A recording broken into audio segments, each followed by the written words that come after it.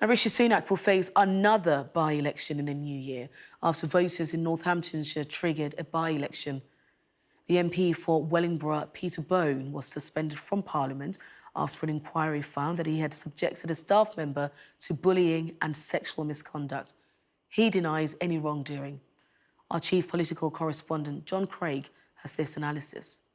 Rishi Sunak is today facing another difficult by-election in the new year after voters in Wellingborough in Northamptonshire voted to remove the veteran Conservative MP Peter Bone. Mr Bone was suspended from the House of Commons for 6 weeks after an inquiry found he was guilty of bullying behaviour and sexual misconduct towards a member of staff.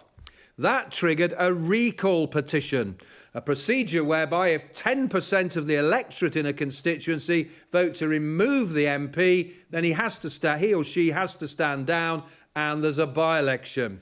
Voting was 13.2% of the electorate in favour of removing Mr Bone. Now, at the last general election, Mr Bone, who captured the seat from Labour in the 2005 general election, had a majority of 18,540.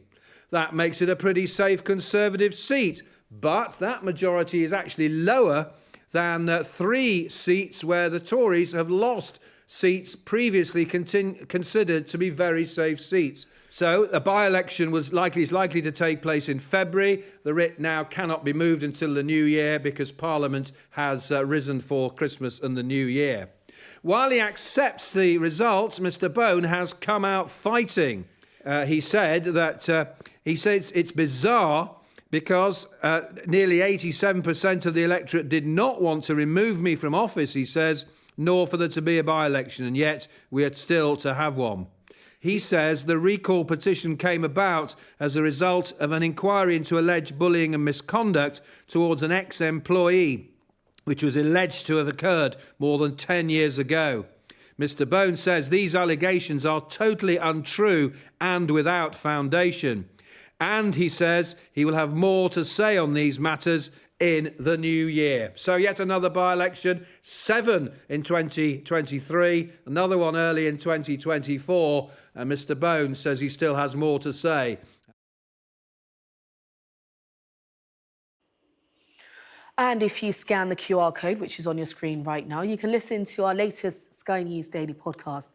With 2024 fast approaching, Neil Patterson sits down to look back and review the year just gone.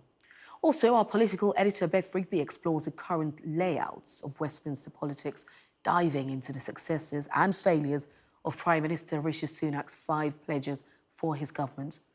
Plus, how Labour leader Sir Keir Starmer has been setting himself up for a general election next year. You can listen and subscribe to the Sky News Daily wherever you get your podcasts.